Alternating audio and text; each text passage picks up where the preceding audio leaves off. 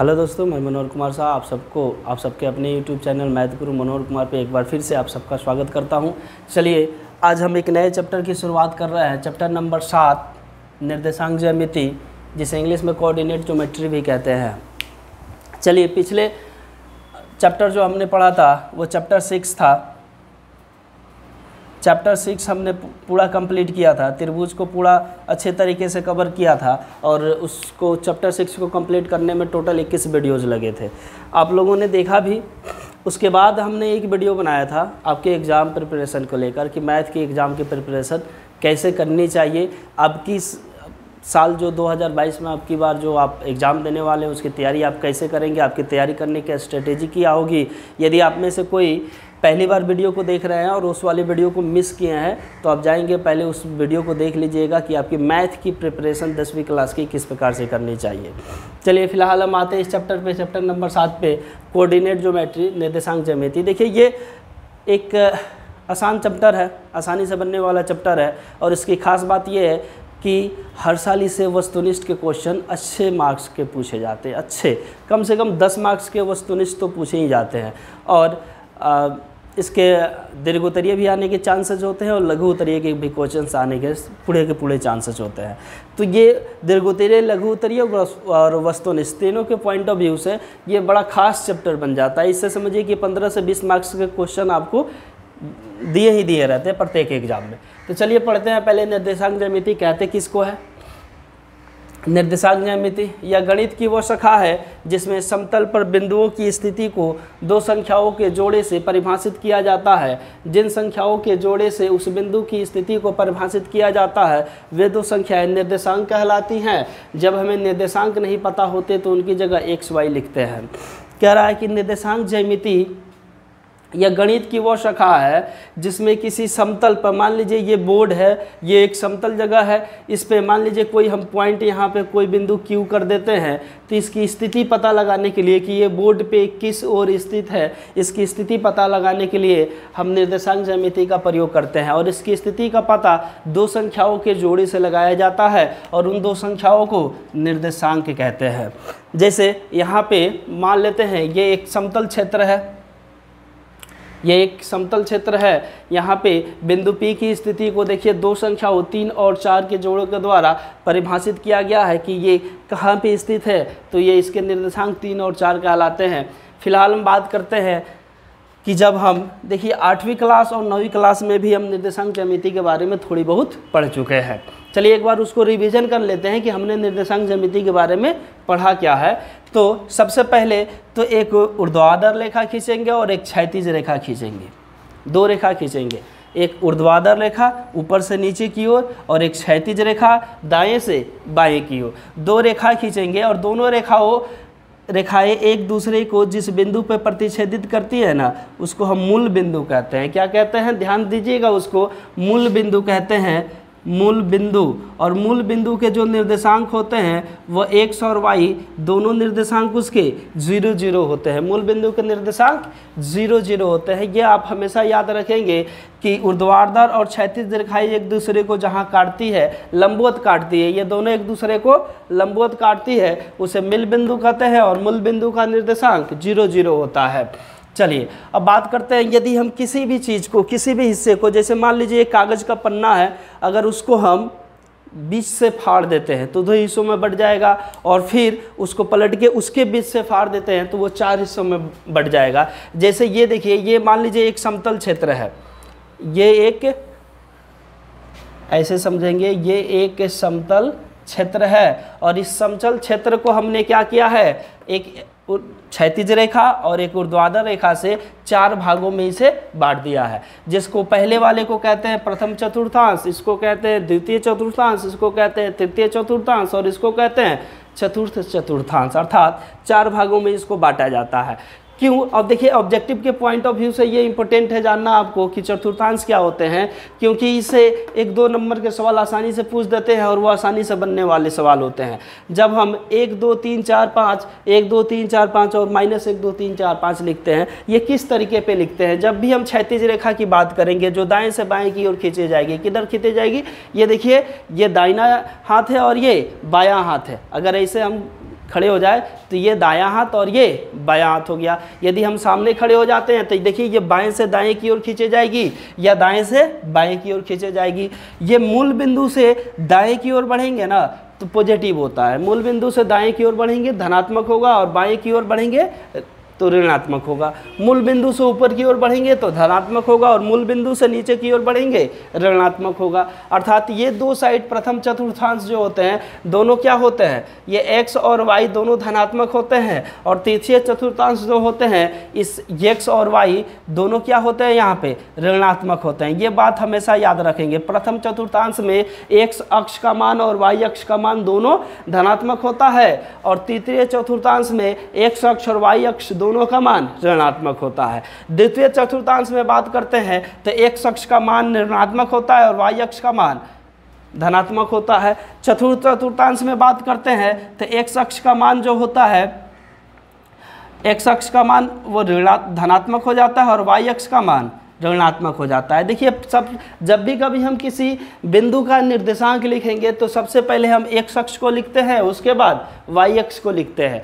x अक्ष जैसे मान लीजिए x अक्ष हमने 3 लिया तो y अक्ष के समानांतर एक बिंदु खींचते हैं 3 से y अक्ष के समानांतर एक लाइन खींचते हैं और y अक्ष यदि 4 लेते हैं तो उसको x अक्ष के समानांतर एक लाइन खींचते हैं। दोनों जहाँ पे एक दूसरे को प्रतिच्छेदित करती है, लंबवत काटती है, उस बिंदु को ही हम निर्देशांक कहते हैं, जहाँ पे 3 और 4 रेखाएं आके आपस में मिलती है। अब ध्यान देंगे यहाँ पे, जैसे मान लीजिए सीधा सा सवाल एक आपसे पूछ देता है कि बताइए कि -3 और 7 किस चतुर्थांश में स्थित है। -3 और 7 किस चतुर्थांश में स्थित है। तो देखिए -3 x अक्ष पहले लिखा जाता है, x अक्ष ऋणात्मक है और y अक्ष धनात्मक है। x अक्ष ऋणात्मक और y अक्ष धनात्मक किस चतुर्थांश में है तो द्वितीय चतुर्थांश में। फट से मार देते हैं द्वितीय चतुर्थांश, आंसर सही हो जाता है। अर्थात ये ऑब्जेक्टिव के पॉइंट ऑफ व्यू से ज़्यादा इंपॉर्टेंट है ये जानना कि प्रथम चतुर्थांश में x अक्ष और y अक्ष दोनों का मान प्लस होता है, द्वितीय चतुर्थांश में x अक्ष नेगेटिव हो जाता है, y अक्ष का मान पॉजिटिव होता है, तृतीय चतुर्थांश में दोनों नेगेटिव होते हैं और चौथे चतुर्थांश में x अक्ष पॉजिटिव होता है और y अक्ष नेगेटिव होता है। अर्थात भूलने वाला दो ही चीज़ है, या तो आप द्वितीय में चौथे में भूल सकते हैं, प्रथम में तो दोनों पॉजिटिव होता है और तीसरे में दोनों नेगेटिव होता है। ये भूलने वाली चीज़ें नहीं है। कहाँ पे भूलेंगे, द्वितीय और तीसरे में। तो दूसरे में याद रखेंगे कि पहला x अक्ष ऋणात्मक होगा, y अक्ष धनात्मक होगा और इसका उल्टा हो जाता है चौथा में कि x अक्ष धनात्मक हो जाता है और y अक्ष ऋणात्मक हो जाता है। चलिए ये पढ़ लिए। तो किसी समतल पे किसी बिंदु के निर्देशांक कैसे ज्ञात करेंगे, तो मान लीजिए समतल पे हमने ये पॉइंट लिख दिया, जिसका बिंदु हमने कह दिया कि ये बिंदु P है, तो इसका निर्देशांक ज्ञात कीजिए। तो इससे हम एक लंबवत रेखा खींचेंगे x अक्ष के, और x अक्ष के समानांतर एक लाइन खींचेंगे और y अक्ष के समानांतर एक लाइन खींचेंगे जो बिंदु P से होकर गुजरेगा, और दोनों एक दूसरे को जहां काटेगा, x अक्ष को ये 3 पे काट रहा है और y अक्ष को ये 4 पे काट रहा है, तो इसके निर्देशांक 3 और 4 हो जाएंगे। ध्यान रखेंगे किसी भी बिंदु की स्थिति कैसे ज्ञात करते हैं। बिंदु को x अक्ष के समानांतर एक लाइन खींचिए और y अक्ष के समानांतर एक लाइन खींचिए, उस बिंदु पर लंबवत एक दूसरे को काटती हुई लाइन होनी चाहिए।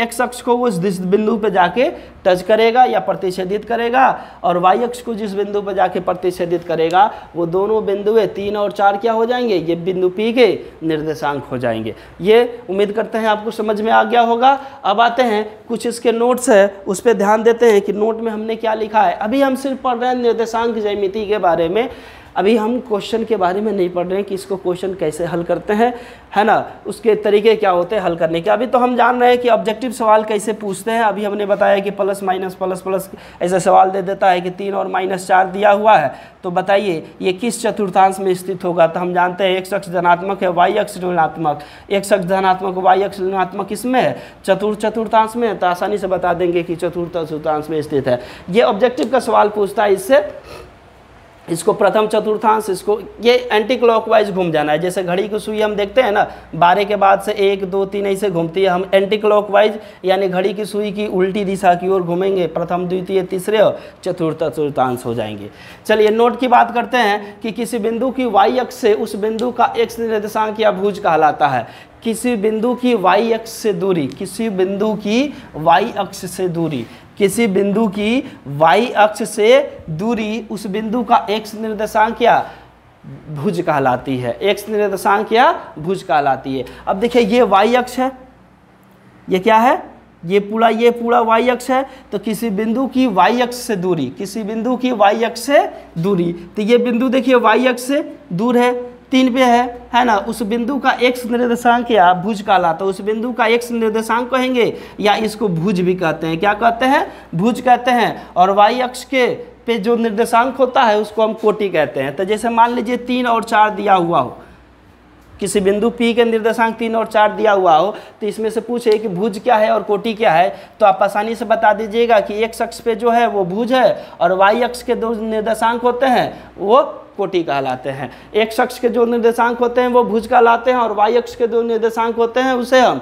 कोटि कहते हैं। दूसरा सेम चीज़ है, किसी बिंदु की y अक्ष से दूरी, किसी बिंदु की x अक्ष से दूरी, ये कौन सा अक्ष है, ये x अक्ष है। किसी बिंदु की x अक्ष से दूरी, किसी बिंदु की x अक्ष से दूरी उस बिंदु का y निर्देशांक या कोटि कहलाता है। जैसे ये 4 है, यहाँ से यहाँ तक की दूरी 4 है, तो ये इस बिंदु का y निर्देशांक कहलाएगा या कोटि कहलाएगा।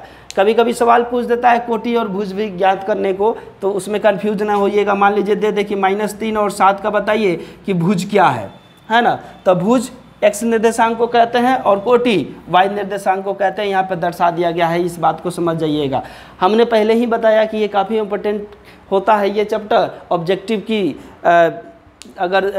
की दृष्टिकोण से देखा जाए तो ये काफ़ी इंपॉर्टेंट है। सब्जेक्ट आप लघु उत्तरीय और दीर्घ उत्तरीय के भी दृष्टिकोण से इंपॉर्टेंट होता है। हालांकि ऑब्जेक्टिव के सवाल इसके ऐसे होते हैं ना कि लिखने की ज़रूरत नहीं पड़ती है, देख के बन जाते हैं सवाल, इसलिए ये ज़्यादा इंपॉर्टेंट हो जाते हैं कि थोड़ा इसको डिटेल में समझा जाए। तीसरा नोट है कि x अक्ष पर स्थित किसी बिंदु के निर्देशांक x 0 के रूप के होते हैं तथा y अक्ष पर स्थित किसी बिंदु के निर्देशांक 0y के रूप के होते हैं। अब समझेंगे इसको कि x अक्ष पे किसी बिंदु के निर्देशांक, हम कहे कि यहाँ पे कोई बिंदु है, इसका निर्देशांक ज्ञात कीजिए। यहाँ पे कोई बिंदु है, मान लीजिए ये 4.5 है, यहाँ पे कोई बिंदु है, इसके निर्देशांक ज्ञात कीजिए। तो देखिए x अक्ष के निर्देशांक यहाँ पे 4.5 है, लेकिन y अक्ष के निर्देशांक क्या होगा, y अक्ष देखिए ये x अक्ष के समानांतर हो जाएगा, तभी ना यहाँ पे ये आएगा। y अक्ष x अक्ष के समानांतर हो जाएगा। मान लीजिए ये Q पॉइंट है, तो y अक्ष x अक्ष के समानांतर, तो y अक्ष यहाँ पे 0 हो जाएगा। अर्थात x अक्ष पे किसी बिंदु को दर्शाया जाए तो y का निर्देशांक, y अक्ष का निर्देशांक 0 होता है, और y अक्ष पे किसी बिंदु को दर्शाया जाए तो x अक्ष का निर्देशांक 0 होता है। इसका मतलब यही है। अब आ जाते हैं कि किताब में आपको 7.1, 7.2 और 7.3 तीन चैप्टर दिए गए हैं और तीनों में हमने पढ़ना क्या है। सबसे पहले उसकी चर्चा कर लेते हैं। तो 7.1 में आपका ये बीटीसी का किताब है, जिसमें 7.1 में सबसे पहले हमें दो बिंदुओं के बीच की दूरी ज्ञात करनी है। ये बात ध्यान रखेंगे, दो बिंदुओं के बीच की दूरी, अर्थात दो बिंदुओं के निर्देशांक दिए रहेंगे। जैसे मान लीजिए ये बिंदु P है और यहाँ पे बिंदु Q है, इसके निर्देशांक दिए रहेंगे। मान लीजिए x1 और y1 इसके निर्देशांक है, इसके निर्देशांक x2 और y2 इसके निर्देशांक है। तो यहाँ से इसकी दूरी ज्ञात करने को आपको कहेगा।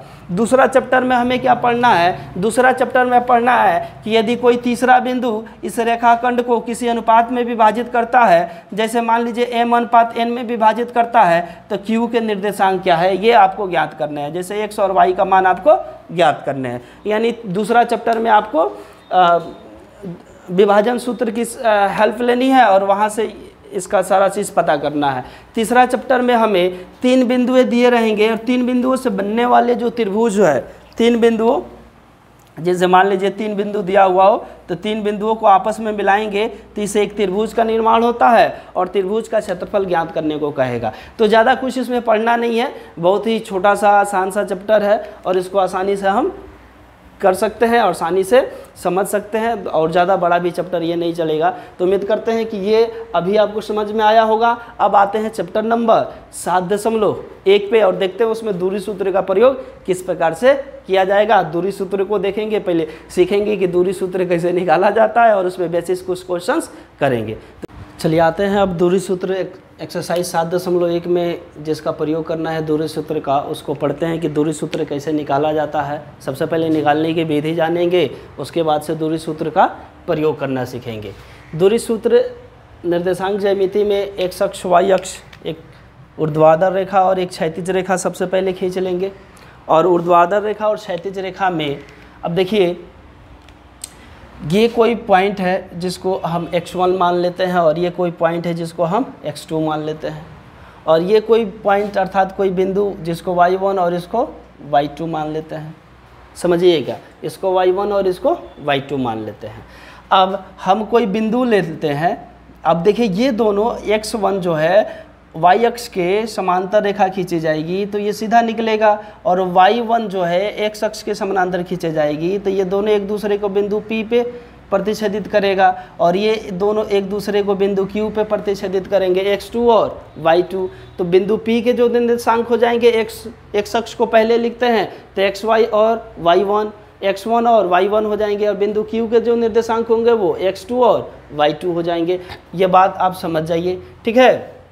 बिंदु P के निर्देशांक x1 y1 और बिंदु Q के निर्देशांक x2 y2 हो जाएंगे, क्योंकि दोनों एक दूसरे को लंबवत जहाँ पे काटते हैं वहीं उसके निर्देशांक कहलाते हैं। अब आते हैं, इसको मान लेते हैं हम P से Q को मिलाते हैं और इसको देख रहे हैं कि ये एक समकोण त्रिभुज बन रहा है। क्या बन रहा है? एक समकोण त्रिभुज बन रहा है, क्योंकि दोनों रेखाएं y अक्ष और x अक्ष के समानांतर खींची गई, दोनों रेखाएं एक दूसरे को लंबवत काटती है अर्थात समकोण पे काटेगी।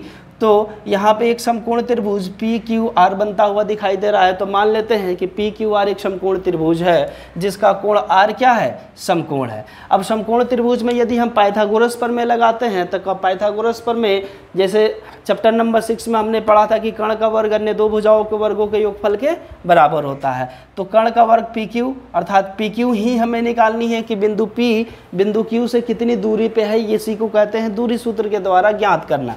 अब PQ स्क्वायर बराबर क्या हो जाएगा? PR स्क्वायर जोड़ QR स्क्वायर।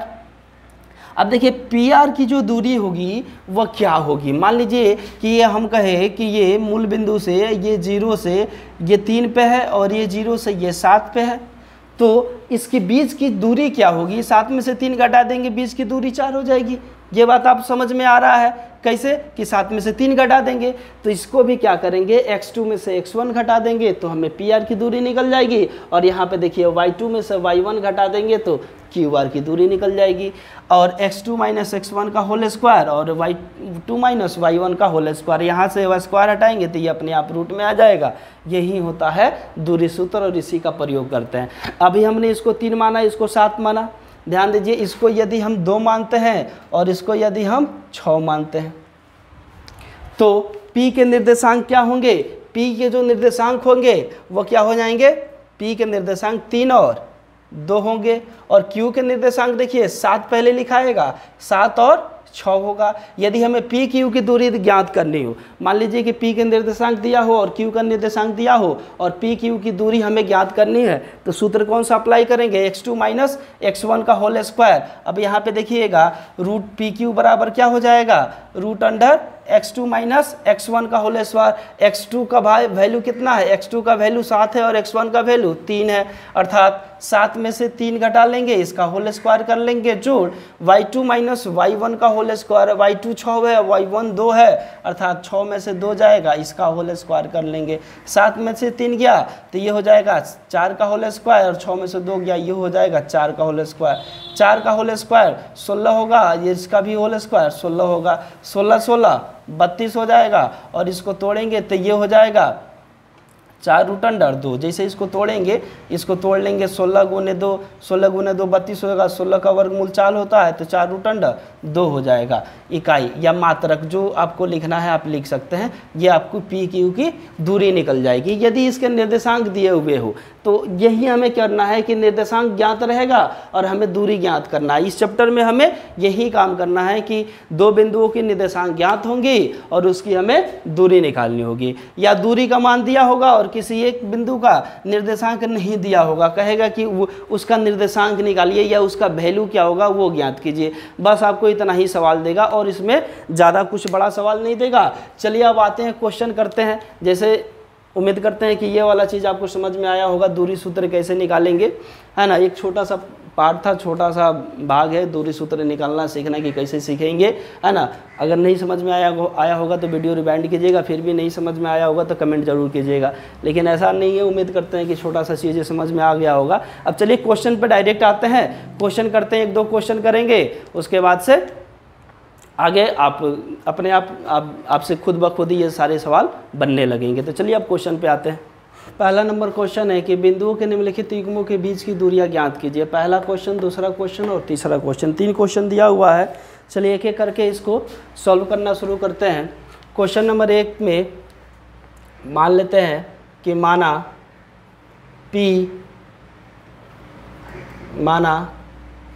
बिंदु P 2, 3 तथा Q 4, 1 के निर्देशांक है। ठीक है, मान लेंगे कि बिंदु P और Q, इसको बिंदु P मान लेते हैं और इसको बिंदु Q के ये निर्देशांक दे रखे हैं, इसलिए दूरी सूत्र का प्रयोग करते हैं। दूरी सूत्र से PQ बराबर, दूरी सूत्र से PQ बराबर, और दूरी सूत्र क्या था, x2 माइनस x1 का whole square plus y2 minus y1 का होल स्क्वायर, ये दूरी सूत्र था। अब चलिए x2 और x1 किसे मानेंगे, ये सबसे पहले देख लेंगे। अब देखिए ये पहला बिंदु P है तो ये x1 और ये y1 हो जाएगा, और ये x2 और ये y2 हो जाएगा, ये बिंदु Q है। तो बस इतना ही आपको समझना है, इसको x1 y1 और दूसरे वाले को x2 y2, तो अर्थात 4 में से 2 घटा देंगे, 4 माइनस 2 का होल स्क्वायर प्लस ये देखिए 1 में से 3 जाएगा, 1 माइनस 3 का होल स्क्वायर, y2 का मान 1 है और y1 का मान 3 है। ठीक है, अब देखिए 4 में से 2 गया तो 2 का होल स्क्वायर प्लस 1 में से 3 जाएगा तो -2 हो जाएगा, इसका भी होल स्क्वायर कर लेंगे। अब देखिए 2 का होल स्क्वायर 4 प्लस -2 का होल स्क्वायर, यदि -2 बार लिखेंगे तो प्लस हो जाएगा, तो इसका भी मान 4 होगा और इसका मान 4 क्या हो जाएगा, 8 हो जाएगा। और इसको हम लिख सकते हैं 4 गुने 2 लिखेंगे 8 हो जाएगा, और 4 का वर्गमूल 2 होता है तो 2 रूट अंडर 2 मात्रक इसका क्या हो जाएगा, ये इसका आंसर हो जाएगा। देखिए कितनी आसानी से ये निकल गया। बस इसको x1 y1, इसको x2 y2 मान लेंगे, माना बिंदु P तथा Q का निर्देशांक दी रखा है, तो दूरी सूत्र का अप्लाई करेंगे और ये आसानी से बन जाएगा। चलिए आते हैं दूसरा नंबर क्वेश्चन पे। दूसरा नंबर क्वेश्चन उसी प्रकार से मान लेंगे, माना बिंदु P -5, 7 तथा Q -1, 3 के निर्देशांक है। ये हमने क्या किया, मान लिया, फिर वही काम करेंगे, इसलिए दूरी सूत्र से PQ बराबर निकाल लीजिए। दूरी सूत्र से PQ बराबर, सूत्र वहीं अप्लाई होगा, x2 माइनस x1। अब देखिए इसके लिए ये पहला वाला क्या हो जाएगा, x1 और ये y1, और ये हो जाएगा x2 और ये हो जाएगा y2। अब देखिए x2 में से y2 घट जाएगा, अर्थात -1 से -5 क्या करना है, घटा देना है। ठीक है, इसको स्क्वायर कर देना है। बस यहीं पे आप कंफ्यूज होइएगा कि माइनस करना है ना, x2 माइनस x1। अब x2 ऑलरेडी माइनस में है और x1 भी माइनस में है, और इसे घटाना भी माइनस से है ना, तो घटाएंगे इसका whole square plus y2 minus y1 का होल स्क्वायर, अर्थात 3 में से 7 घटाएंगे, 3 माइनस 7 का होल स्क्वायर। ठीक है, देखिए इसको कैसे लिखेंगे, -1 है तो -1 ही लिखाएगा। ठीक है, और ये माइनस माइनस +5 हो जाएगा, इसका होल स्क्वायर प्लस 3 में से 4 जाएगा, 7 जाएगा तो -4 होगा, -4 का होल स्क्वायर हो जाएगा। अब देखिए +5 में 1 घट जाएगा तो 4 हो जाएगा, तो ये हो जाएगा 4 का होल स्क्वायर प्लस 4 का होल स्क्वायर, 4 चौके 16, और माइनस कभी भी स्क्वायर होगा तो वो प्लस में हो जाएगा। अब देखिए ये भी 4 का स्क्वायर 16, और वो 16 ऑलरेडी आया है, 16 क्या हो जाएगा, रूट अंडर 32। और देखिए रूट अंडर 32 को हम लिख सकते हैं 16 गुना 2, और 16 का वर्गमूल 4 होता है, 4 रूट अंडर 2 मात्रक, ये क्या हो जाएगा, इसका आंसर हो जाएगा। मुश्किल सवाल नहीं है, आसानी से हम इसको हल कर सकते हैं, बना सकते हैं। जैसे तीसरा नंबर क्वेश्चन है, AB और AB दिया हुआ है, देखेंगे तीसरा नंबर क्वेश्चन। तीसरा नंबर क्वेश्चन मान लेंगे, माना बिंदु P AB तथा Q -A -B के निर्देशांक है। इतना तो समझ गए कि ये हर बार मानना है, इसलिए दूरी सूत्र से यदि कोई बिंदु नहीं दिया है तो अपने से मान लेना है ना। पी क्यू बराबर क्या हो जाएगा, रूट अंडर x2 - x1 का होल स्क्वायर, और x2 क्या होगा इसके लिए, देखिए p और q मान रहे हैं ना, तो ये x1 होगा और ये ये x1 होगा और ये y1 हो जाएगा। ये थोड़ा इससे लिखते हैं ब्लू पेन से, ये x1 और ये y1, ये हो जाएगा x2 और ये हो जाएगा y2। अब देखिए -a है x2 का मान, तो -a घटेगा इसका होल स्क्वायर, प्लस b का मान क्या है -b घटेगा इसका होल स्क्वायर होगा। ठीक है, तो ये क्या हो जाएगा, -a से जुड़ जाएगा, तो -2a का होल स्क्वायर प्लस -2b का होल स्क्वायर। अब देखिए -2a का होल स्क्वायर क्या हो जाएगा, माइनस माइनस प्लस 2 दूना 4a स्क्वायर प्लस ये हो जाएगा 4b square, 4a square plus 2 दूना 4b स्क्वायर। अब देखिए इसमें से यदि हम 4 कॉमन कर ले तो रूट अंडर 4 कॉमन कर ले तो क्या मिल जाएगा, a square plus b square, और 4 का वर्गमूल क्या होता है, 2 होता है, तो ये हो जाएगा 2 root under a square plus b square, है ना। ये मात्रक, ये हमारा तीसरा का आंसर आ गया। मुश्किल नहीं है, बस आपको बस ख्याल रखना है, प्लस माइनस का ख्याल रखना है और कुछ नहीं करना है, सारे सवाल आपके बनते जाएंगे।